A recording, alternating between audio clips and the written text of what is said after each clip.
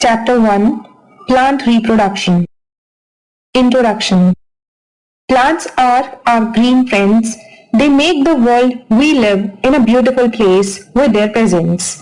The process of producing new individuals from its parents is called reproduction. This process is seen in all living organisms, both plants and animals.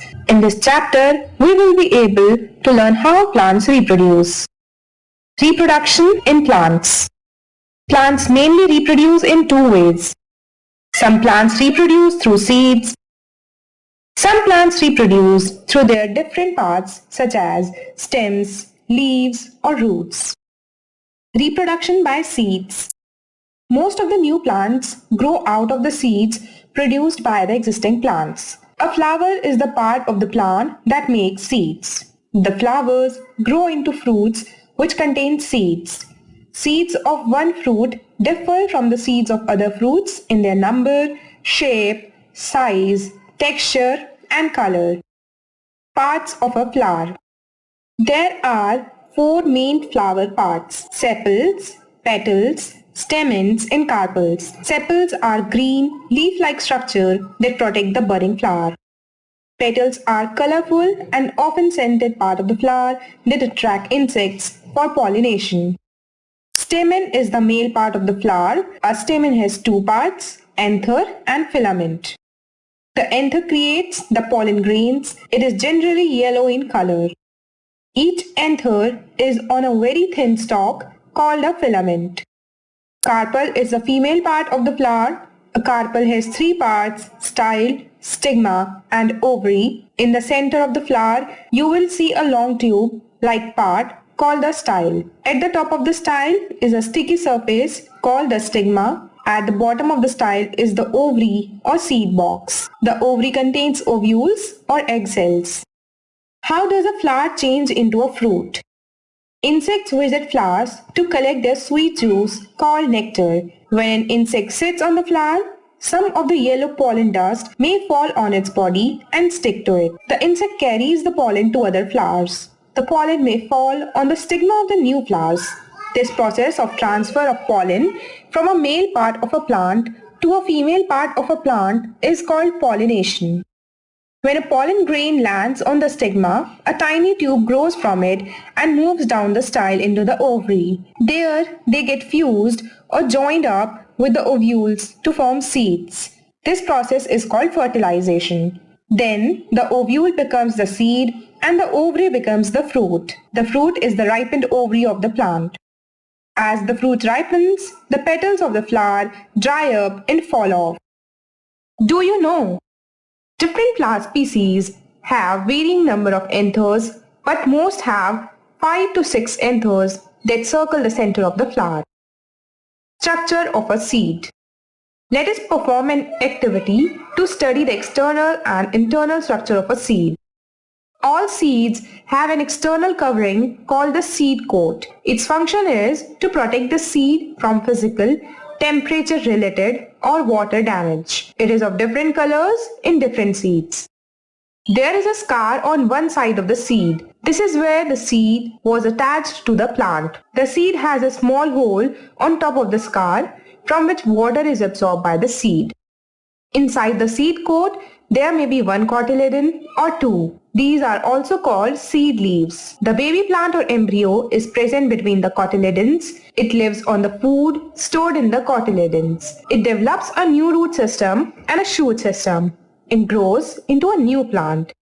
Some seeds like beans, peas, and lentils have two seed leaves when they are young. They are called cotyledonous seeds. Some seeds like rice, maize, and banana have a single seed leaf. They are called monocotyledonous seeds. Germination of seeds. A plant produces many seeds, but all these seeds do not grow into a new plant. Some are eaten by birds, while some get destroyed. The development of the embryo or baby plant within a seed into a seedling is known as germination. When a seed gets the right amount of air, water, and warmth, it germinates. Let us perform an activity to study the conditions required for a seed to germinate. This shows that air, water, and warmth are required for seed germination. If any one condition is missing, the seeds will not grow into plants.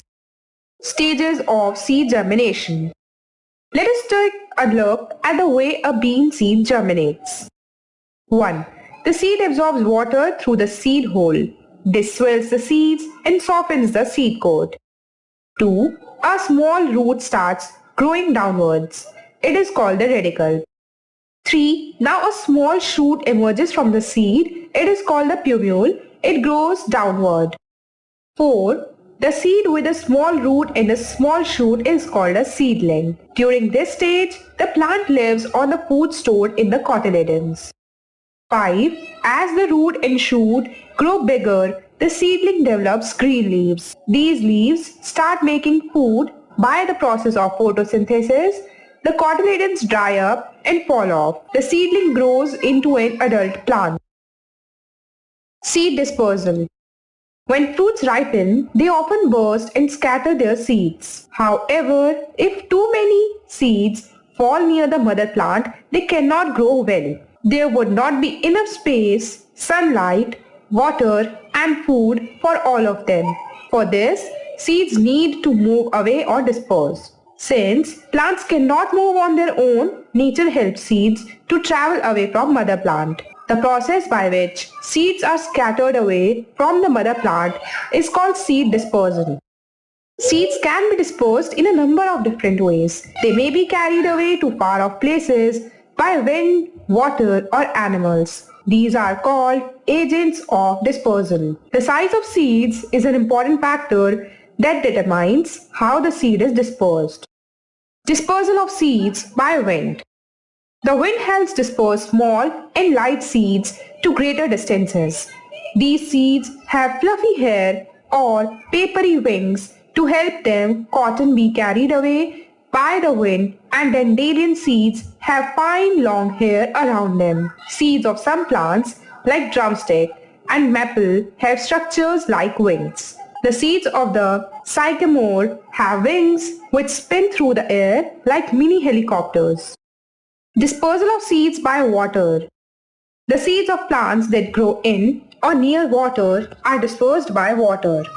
Coconut palms grow near the sea. Ripe coconuts fall into the water and are covered with hair on the outside. This makes them light and hence they can be carried far away by flowing water.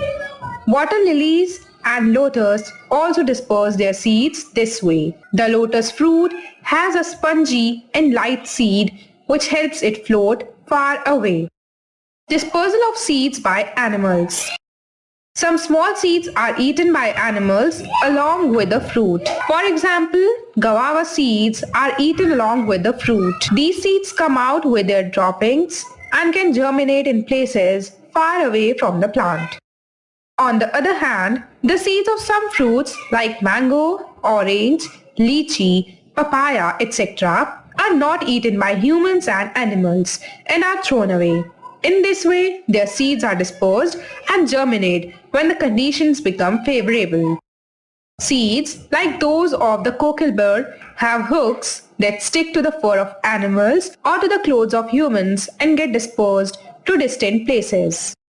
Dispersal of seeds by explosion. The fruits of pea, ladyfinger, balsam, and gorse pod have pods which explode and burst open when they get ripe. The seeds are thrown out of the fruit and get scattered in all directions. Reproduction from spores. Some plants do not bear flowers and seeds, but they too need to reproduce. So, they reproduce with the help of special structures called spores. The spores are so small, round, and light and can be dispersed easily in various directions to give rise to new plants. Spores are found on the underside of a fern leaf and in fungi like molds and mushroom. Vegetative reproduction. Besides seeds, some plants reproduce or give rise to new plants from their different body parts such as roots, stems, and leaves. This is called vegetative reproduction. Reproduction from stem. Potato, ginger, and onion are underground stems. These stems have eyes on them. Under proper conditions, each eye grows a bud from which new plants can grow. Reproduction from roots. Carrot, turnip, radish, and sweet potato are roots that store food in them. They are swollen because of stored food. When these roots are planted in soil, they give rise to new plants. Reproduction from leaves. Some plants have leaves which develop buds along their edges. Such leaves are heavy and remain near the ground. The new plants grow their own leaves and roots. The roots grow long until they reach the ground. Then the new plant separates from the mother plant and grows on its own. Bryophyllum and begonia plants reproduce in this manner. Reproduction by stem cuttings. New plants can also grow from stem cuttings. A stem cutting is a length of stem from the mother plant that can be used to grow a new plant. This piece of stem is then planted into the soil and watered regularly. After a few days, it develops roots and buds and grows into a new plant. Plants such as rose, hibiscus, and sugarcane are grown in this way. Crops. Plants that are grown in fields by farmers for food and other useful products are called crops. This practice of growing plants for food and other useful products is called agriculture. In India, crops that are grown in the summer season are called kharif crops. Rice, maize, jawar, bajra, jute, cotton, arhar, and soya are kharif crops. Some other crops that are grown in winter are called rabi crops. They include wheat, barley, gram, oats, and mustard. Healthy crops. Healthy crops are important because they help in feeding the people of a country. There are several things that farmers should keep in mind while growing crops so that they can produce better yield. Here are some tips for growing healthy crops. The crop to be grown should be selected after considering the kind of soil in the area. For example, rice grows well in wet clay soil, but carrots and potatoes need porous sandy soil. Manures and fertilizers should be added in the soil in sufficient quantities to make it rich in minerals for the better growth of crops.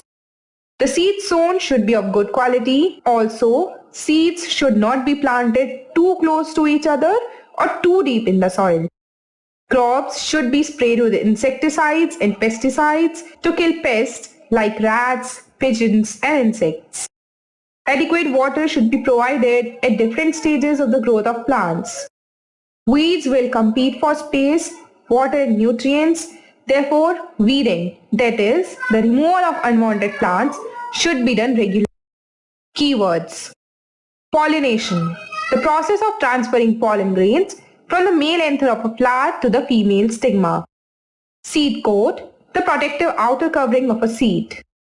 Cotyledon. Thick seed leaf that stores food for the baby plant. Germination, the development of a plant from a seed. Seedling, a very young plant produced from a seed. Seed dispersal, the process by which seeds are scattered away from the mother plant. Crop, the plants such as wheat that are grown in large quantities for food.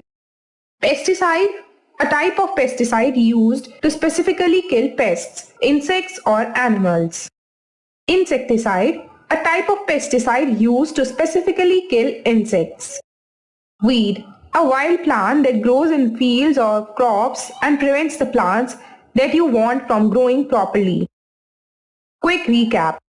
A flower has 4 parts: the sepals, petals, stamens and carpels. The phenomenon by which pollen grains are transferred from the anther to the stigma of a flower is called pollination. The ovary of the flower changes into a fruit and the ovules into seeds after fertilization. Plants can reproduce in different ways through seeds, spores, or by growing out from vegetative parts of parent plant. The development of a seed into an embryo is called germination. A seed germinates when it gets the right amount of air, water, and warmth. The process by which seeds are scattered away from the mother plant is called seed dispersal. Seeds are dispersed by wind, water, animals, and fruit explosion. In vegetative reproduction, various plant parts other than seeds are used for reproduction. Different things are used by farmers while growing crops to produce a better yield.